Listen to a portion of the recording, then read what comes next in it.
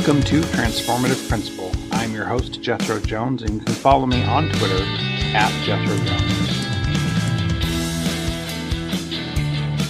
This episode is brought to you by John Catt Educational, a professional development publisher serving as the global leader in combining both research and practice in all materials. Find timely PD publications to support yourself and your faculty by visiting them online at us.johncattbookshop.com. Great instruction gets students engaged. TeachFX equips teachers with the instructional strategies and job-embedded feedback they need to get students engaged in virtual or in-person classes. Learn more about TeachFX and get a special offer at teachfx.com/transformativeprincipal. Hey, guess what? I've got a book coming out. How exciting is that? It's called School X, and it's all about helping you as a principal be a designer of your school and not just a manager. So I hope you'll check it out. You can download the free chapter at schoolx.me. So just go to schoolx.me to download the first free chapter. And once you get it, hit reply to the email and tell me what you think. Looking forward to sharing that with you. That's schoolx.me.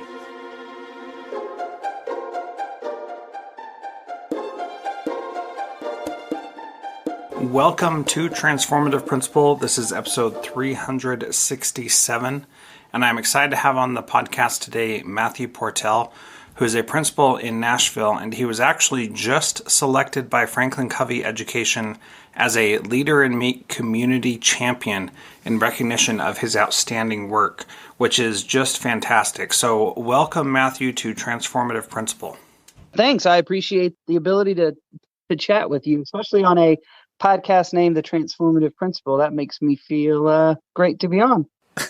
Well, I appreciate that, and you should feel great to be on because you came highly recommended as someone that I should definitely talk to. And we originally got connected because of a combination of your trauma-informed practices for school, but then you also do the 7 Habits of Highly Effective People, the Leader in Me program at your school. And in talking to you in just the short time that we've been chatting before we started recording, I'm just inspired by the work that you do and what you believe. So thank you for being here. People who listen to the podcast are already quite familiar with the idea of trauma-informed practices. We've talked a lot about that on this podcast, and so I want to take it a step further and talk more about the impact of social justice on trauma-informed practices and how those two intersect. And that's something that is incredibly popular and on the forefront of most people's minds right now. So can you talk to us about how those two things intersect?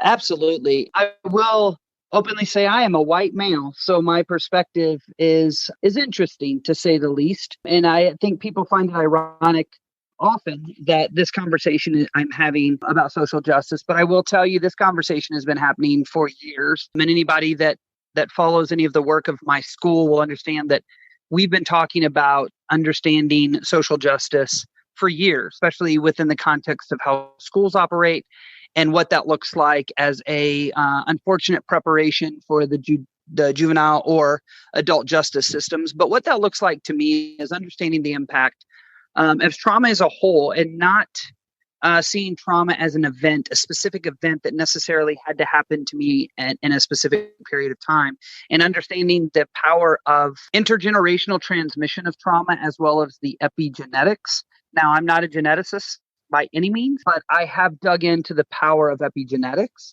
and understanding how that fits into racial trauma over the last, in our country, 400 years, and seeing the systematic oppression of people of color. And I don't just say Black, I say Indigenous and brown, Black, and many different racial contexts within this traumatic pieces. So it's understanding, I guess, over time, the impact that racial trauma has from generation to generation and even to current day, right? So as a principal of a school where my first year I was what I call principaling, the way I thought I was supposed to principal, it kind of hit me in mid-year. I was actually at a talk of a neuroscientist and an assistant principal from DC, and they were talking about these things called ACEs and trauma. Immediately remember what I call paradigm shift, that shift from one way of thinking to another, and how it hit me, thinking that what we were doing at my school was compliance and quote unquote life preparation for kids, because you just can't get away with these type of things. In my mind, is what I would tell myself was not what was in the best interest of kids. And I know there's a lot of educators that may feel that way, but they don't say it. And I openly say it because we have to learn from our mistakes. And so in the context of the school and understanding the impact of racial trauma is really important. It's really important in a local context, because I know you mentioned that you were in Alaska, and I'm sure you understand the impact of Indigenous people even in Alaska. And I have been able to spend just a bit of time in Alaska, but knowing that local context, what it feels like to be in Nashville as an African American, or what it feels like when I was in Oklahoma to be a Native American. Right. So local context and historical context are two pieces of this trauma-informed puzzle when it comes to racial trauma that we have to be talking about. It's uncomfortable. It's hard conversations, but it's conversations that we need to be having, even all the way down to the school level. Yeah, I hear you. And I think the big piece for me from what you're saying there is this idea of school as an enculturation mechanism to get people to leave behind their cultures and assimilate into the dominant culture. And that's a part that I find really tragic, because Native Alaskans, Native Americans, other indigenous people, they bring a strength to the table that all too often historically we have tried to eliminate and make them just like their white counterparts. Tragic things that happened in Alaska and Canada as well, where they would create schools that they would require families to send their kids to. And then their whole purpose of the school was to make the indigenous peoples white people. And that kind of thing just blows my mind. But when that has been the case for so long, then that transmission of intergenerational trauma it really makes a lot more sense. And you don't think about it as just, your normal run-of-the-mill school principal who hasn't thought about those kind of situations. And so how do we go from, that has been the case? How do we honor people's ancestry and their heritage without trying to make them like us or trying to make them into something different? And within the context of my school, it really started with understanding implicit bias, because it's that bias. Bias is a system in which our brain categorizes information for efficiency, right? So when we're pulling information, our brain sends different information in categories so we can retrieve it quickly. But if we're not cognizant of it, it can really wreak havoc on the impact that we have in our role as an educator. And we may not even know it. So I think having conversations around bias is imperative. Is the first step, right? Bias in itself is only negative in nature if it's not noticed or reflected upon. And so we all have bias. It's just how our brains operate. So I think that's the first step, is first understanding, wait, what bias do I as an individual possess, right? And how do we navigate our roles as educators, understanding that we all possess bias? That's number one. Two, I think what I did in my school and what a lot of people are currently doing, evaluating why we do what we do. Why do, we don't at my school, but why do we have clip charts in elementary schools to publicly shame kids when they make a mistake? Why do we do that? Does it make sense, right?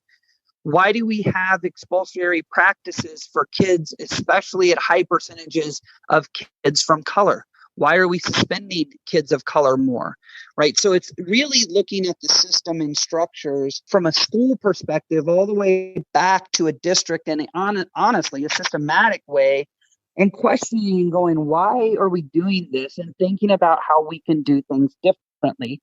Now, I identify myself as an unapologetic disruptor, and I coined the hashtag Disruptors Unite, because if we just do what we've always done, we're always going to get the same results. And we know without doubt that our schools are designed to reflect the majority of our culture. And I think we have to be very cautious on how we proceed with the current procedures and policies that we have in our schools and our school districts. Yeah, I think that's a really insightful comment, that our schools are designed to reflect the majority of our culture, and that really is what I was getting at, that our schools are designed to do that. And in some ways, that's exactly what we want. That's what we want our schools to do, is to teach kids how to be adults in our society. But when we're trying to take away from their what makes them them, when we're trying to take that away and strip it away, that's where I personally have a problem with that, and I think a lot of other people do as well. And so that idea of, let's shift to talking about student behavior for a minute. You mentioned before that if we see behavior as a lagging skill instead of a personal choice, that really changes how we approach that behavior. And so, like, behavior is one of those things where we're trying to teach them how to behave appropriately. And so, if a kid is yelling and fighting all the time, that's not how we want appropriate adults to interact out in the world, even though many of them do. How do we help make that change in behavior without then stripping away what makes them them? So first, what I always say is, by punishing kids to prepare them for a real world is skewed, because the world is harsh and they can't do this in the world. What I say is, we need to change the system, prepare for kids who need support. And so what I would say in that is, if we live with positive regard for our kids, and understand the impact of trauma. And I say trauma in a big picture standpoint. I mean big trauma. That means those abuses, whether physical, whether emotional, whether it's the incarceration of a loved one, whether it is divorce. There's ACEs, which are those 10 indicators of trauma that many people know about. But there's also those things that we just talked about, which is racial trauma, which is local context, which could be a variety. Poverty is something that impacts kids. When we put the norms of ourselves onto kids that aren't in situations, or some of us have experienced trauma, so we may be putting norms on them because we've been in that space and we think this is what's best. We have to be cautious when you don't understand, or we're not understanding, the neurodevelopment and the development of a child who has or are experienced trauma. There's a reason that 85% of kids who are in foster care end up not in college. There's a reason why all of these systems and structures are made and a large group of students are failing. And so understanding the impact of trauma is first, right? And if we look at a kid is doing the best they can, and I say this all the time. For example, we had a child that came into my school that was on 100. And I mean, from the moment they walked in until the moment they left. As we sat down with the parent, this child was adopted out of foster care. And this child had experienced things that you and I and most human beings could not comprehend, right? And punishing that child for his reactiveness would never change the behavior. And let's be honest, behavioral standpoint in a school hasn't worked for a long time for many people. And I say that because as a principal, I'm one of them. Didn't start teaching until I was 26 years old. And it was due to my experience of school and thinking, one, I didn't have the capacity, and two, I was nothing but trouble. And many people have experienced that. So when we're looking at gifts of kids, and I love that you mentioned the leader in me, because it truly aligns to what I'm saying about seeing each individual child's capacity. It's focused on the strengths of a child and empowerment. So in my school, we teach the 7 habits of highly effective people. We focus on building kids' leadership skills because every kid possesses genius. If I focus solely on compliance and rules and every kid doing what we say they need to do, we're missing the mark on a lot of kids.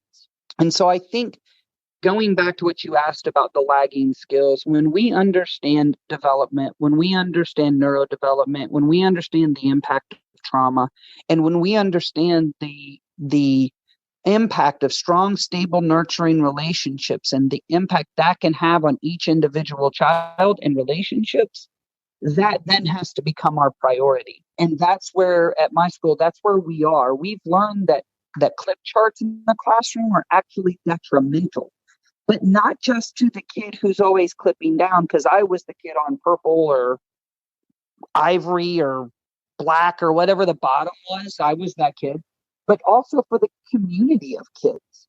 When public shaming becomes a norm in a school, it really can have major damage. And so when we look at kids as skill building, and we look at them with gaps in their skills, it takes that personal piece of they're doing it to me, they're doing it to the school, they're doing it to our classmates. It takes that away. And I can tell you over time, we have decreased our student office referrals by 96% over the last 4 years. Part of it isn't because the behaviors are always gone.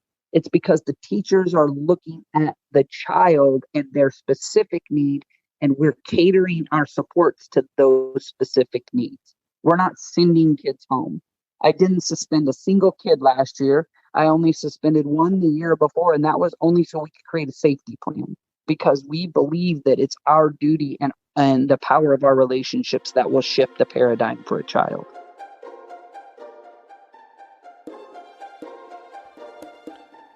John Catt Educational supports high-quality teaching and learning by providing publications that are research-based, practical, and focused on the key topics proven essential in today's and tomorrow's schools.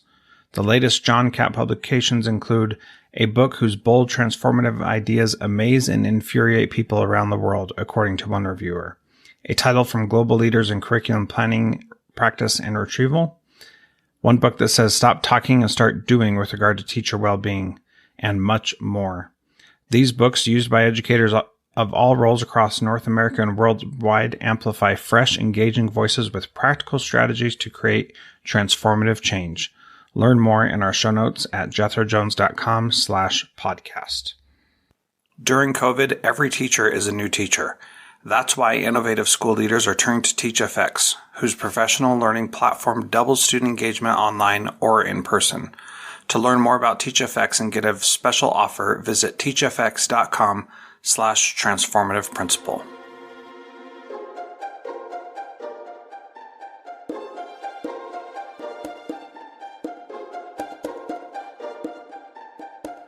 Yeah, that's absolutely true, and it's one of those things where I wholly agree with you on that point, and that if we my faith perspective is that I believe that every single person is a child of God and they have the potential to become like God. And that is that's a known quantity for me. And so when I look at kids and see their potential to become amazing, amazing human beings, that helps me change how I see them. They're not kids who are punks who are trying to do bad things. They are human beings who are learning how to get to that potential that is impossible to describe. And by having that approach, I see these kids who come in the door who have had trauma, who have had bad experiences, who have had bad experiences at school, who have made really bad choices, not as, kids who can never be any better, but more as kids who have limitless potential. And that's what I want to show for them and help them discover themselves. I mean, if you can discover for yourself the potential that you have, then it's incredible what you can do with your life. And there's pretty much nothing that can stand in your way, which I think is just incredibly amazing. That resonates with me a lot because, I speak internationally, I speak around the country. And one of the things that I say when I speak is the biggest irony of me speaking to people is my whole educational career, I was told to be quiet and that I didn't have anything to say. And that if someone would have recognized that potential, not that I wouldn't be anywhere that I am now, but it's like, wow, what an experience school could have been. And I think that's true. And here's the fact. Every kid possesses greatness and every kid has unique gifts. And that's a fact. And it doesn't matter if they've experienced trauma or they have never experienced trauma. And at school, it's our goal and our duty to pull that out of kids. And what says that less than when a kid makes a mistake? And I can tell you, we've had some very challenging kids. Matter of fact, we have a large population of kids with, we don't even call them challenges. To be honest, we call them opportunities. And to say you have to go home because you made this mistake, or you responded in this way because right now I know that you're literally sleeping in a car, all that does is continue that cycle of low self-worth and self-doubt. And then what I always hear is, well, what about the other kids? Kids deserve. And I hear that, but I can also tell you that it's not our kids that want to see other kids punished, or our kids that are wanting other kids. When we ask them, because we do use a restorative process, and a true one, where every kid has a voice. And if the kid was hit, that kid has a voice in the conversation, just like the child who may have hit. And it's done on a private level in a small area. The kids rarely, and I mean, when I say rarely, I mean 95% want that other kid punished. What we hear and what we see and what we feel is the kids want that child to get the quote unquote help, right? And so from a high school standpoint, at my school district, they brought high school kids into our principal meeting. Mind you, we have 178 schools in my district and almost 90,000 students.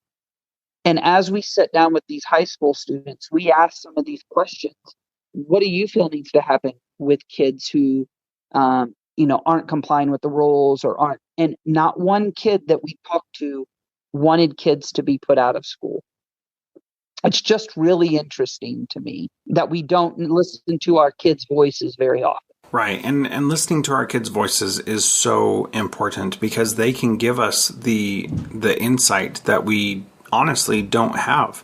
And what I appreciate about that anecdote about that is that happens all over the place. Anytime you take the time to listen to kids say what should happen in those situations, they almost never say the kid should be kicked out of school because they don't want to see that kid out of school.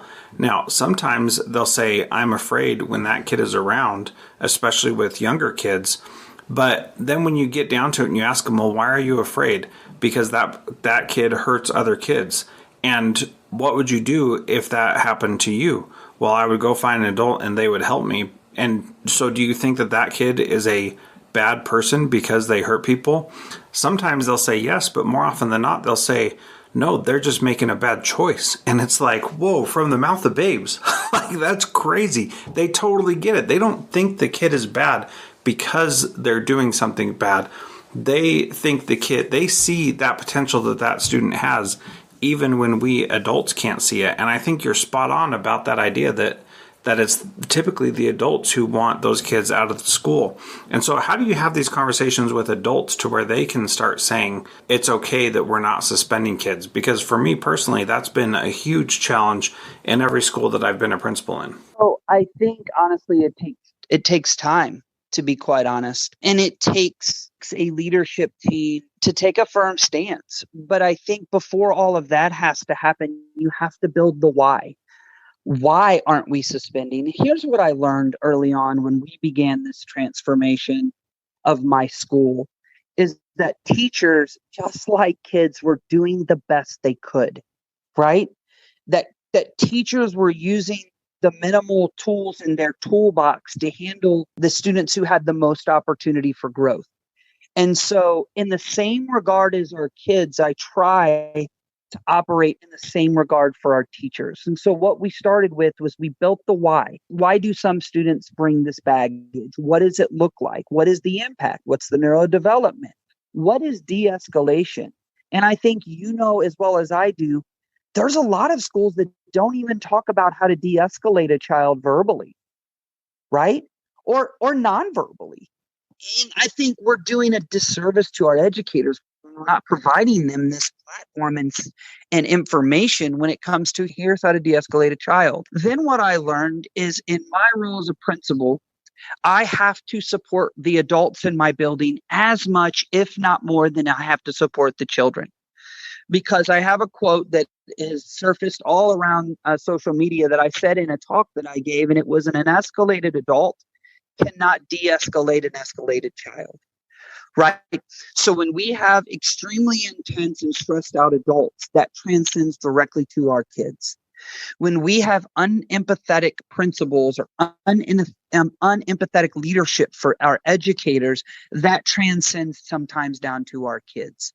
And so I think it starts with building their capacity of understanding why it doesn't work. I have a school where 85% of my kids are Black, brown. And so understanding the impact that disproportionality has on my students when it comes to suspension and expulsion, right? So giving them all of the information.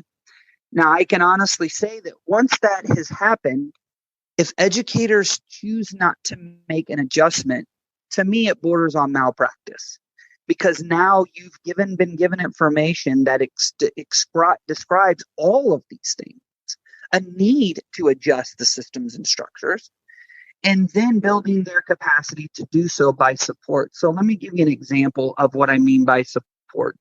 My school has something called a tap in and tap out strategy, where when a teacher is in a situation and they become escalated, whether it's a dysregulated student, whether it's something happened in my personal life and I'm in a situation in my classroom and I'm escalated, they can go on to our messaging system, which is an app that our school utilizes, and say, I need to tap out. At any given point, any adult in my building will go straight to that person's room. An adult will go with the teacher if they want one, and the other will stay in the room. Now, why is that?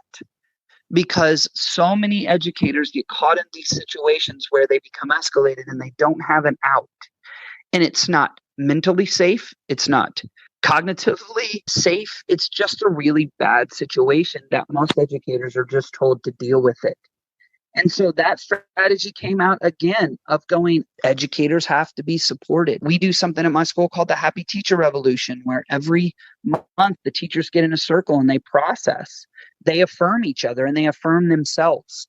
And so these processes are really what we dig down into what now is so popularly called self-care, which sometimes gets mixed up with going and getting a massage and drinking a glass of wine, which is perfectly fine. But when we talk about self-care, it has to go deeper than that. And so it's a process, right? And it's a long process, but it's one that as all educators, we need to be on this journey. Yeah, I really like that tap in, tap out strategy, and what a better way to deal with it than what I experienced in my first administrative position that was called the OWL Squad, which was basically a kid is totally escalated and they would say freaking out, and we need help to contain this kid when, like you said, an escalated adult cannot de-escalate an escalated child. That's what was happening, is the adult was too escalated to be able to manage the situation anymore. And instead of asking for help with their own mental health and self-care, they said it's the child's fault. And when I was in that school, I said, so the culture was when that happens, then you run to that classroom. The people on the OWL Squad run, which was the principal, assistant principal, and the behavior coach. They run to that classroom and provide support to the teacher. And I said, I am not going to do that anymore. If anybody sees me running, it's going to be because I'm in a race. It's not going to be because I'm going to get a kid who is just in a tough situation from a teacher who is also in a tough situation. And that's the reality. And I think that tap in, tap out strategy is so powerful because it normalizes and makes it okay to say, I've had enough, and we can get there. And what I felt like as the principal was that I was never allowed to have enough, and that other people could have enough and dump their problems on me, but that I couldn't do that as a principal myself because there's nobody for me to give that to. And what tap in, tap out strategy says, even the principal can be tapped out, and it's okay. And that's part of us dealing with the people that we deal with, and there's nothing wrong with it. We can just say, I'm done. I need to step back. and then somebody else can come in and work the situation. And what we found was that whenever we could get a teacher out of that situation, they could calm down and they would want that kid to come back in and have a good thing. But they couldn't do it in the moment. It was too much for them to do it in the moment. So, gosh, I love that strategy. I wish I would have known that, I don't know, like 10 years ago. That would have helped. Well, and I tell you too, when we have a saying, it's okay not to be okay, but it's not okay to not have support. And I'll even tell you, the culture of my school is in such a place where I was in our library and there was a very escalated child. And why I responded to this child, I'll never know, because I knew I was a trigger for him. When he would see me come in, not that I did anything, but just me being the principal would send him through the roof. And I went into the library. He completely escalated. He had a wooden spear that he drew back to throw at me. And I immediately was triggered and I escalated. And my librarian walked up to me in the kindest voice and said, "You need to leave now. Thank you. I have it from here." And I knew exactly what she was telling me. Like, you're escalated. You've got to go. Now, that takes a ton of risk and vulnerability on her part. And it also takes vulnerability on my part as the school leader. And I had to go and thank her later because she recognized I wasn't in a good space and stepped in. And I think that's when you know your school culture is making a major shift. I also will say when it comes to vulnerability, I'm very vulnerable with my staff. And I think that's a quality of leadership so many people are terrified of when saying, and I've stood in front of my staff and said, "I'm not okay right now. And let me explain to you why." And I can tell you, they wrap themselves around me just as my team does with individual teachers. And so some people aren't willing to take that risk because they think leadership, is a space in which we're supposed to bear all of the weight. And I've learned in my short 6 years as a principal, I can't handle that weight. It's just way too much. And so having a team that surrounds us, that allows us to be vulnerable and also ask for support is imperative. Yeah, absolutely. And kudos to you for setting up a culture like that in your school. Kudos to that librarian for noticing when things are happening. That's so powerful, and it really does make a difference. So the last question I ask, Matthew, is what is one thing that a principal can do this week to be a transformative principal like you? I think what it would be is it comes down to on the strengths finder, it's activator, right? And I think what I would encourage principals is don't wait for somebody else to do it or try it. Whatever that is in your space. And Lord knows right now, we all have a ton of opportunity to try something new, given the status of many of our schools. And what I would say is take that activator, try it. And if it doesn't work, it's okay. And so what I challenge all leaders is to step in that space of vulnerability and try something that would be in the best interest of your students, your families, and your teachers, and stand there in confidence and support them, all of them, through whatever decision you make. Because let's be honest, right now, it is a hard time to be an educator, and it is definitely a very challenging time to be a principal. Yeah, absolutely, 100%. Before we go, can you talk a little bit about your Trauma-Informed Educators Network Facebook group and your podcast that came out of that as well? Sure. So I guess it's been a couple years ago. I started a Facebook group in hopes of creating a connection for educators around understanding and becoming trauma-informed, not knowing that it would grow to what now is 27,000, almost 27,000 people. And it is called the Trauma-Informed Educators Network. Out of that, I learned that I love learning from people. So I started a podcast in September of 2019 called the Trauma-Informed Educators Network podcast. I do not have anywhere near your episode number. I was jealous when I heard I'm 357, but I have been able to speak to some experts in the field, which include Dr. Bruce Perry, Dr. Ross Green, Dr. Lori DeSaltis. I mean, there's been a lot. So there's a lot of information. And then out of that, we also have the Trauma-Informed Educators Network Conference, which unfortunately we had to suspend this year, but we will be back in July of 2021. It's a small little conference of 200 people. We have what's called home groups. So you stick with the same group of people and process all of the learning that you have 4 times throughout 2 days. Everybody leaves with connections and inspired. It's a pretty awesome little experience. Yeah, well, that is very cool. So I definitely joined the group when I found out about it, and I invite everybody else to join it also and get an idea about the podcast and listen to that as well. And links to those are in the show notes at jethrojones.com/podcast/episode 367. So thank you again, Matthew, for being part of Transformative Principal, and I appreciate you taking the time to share your wisdom with us today. I appreciate the opportunity. Thank you.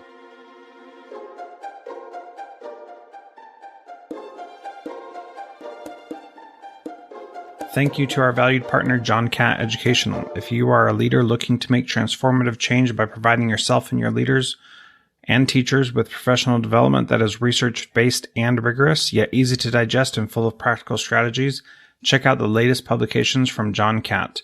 Visit us.johncattbookshop.com to find information on bulk orders or learn much more in our show notes.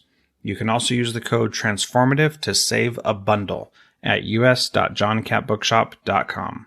School principals across the country are using TeachFX's virtual PD and job-embedded feedback to boost student engagement during COVID. With TeachFX, teachers get 8 times more feedback and generate 144% more student engagement on average in a school year with no additional work for school leaders or teachers. To learn more about TeachFX and get a special offer, visit teachfx.com/transformativeprincipal.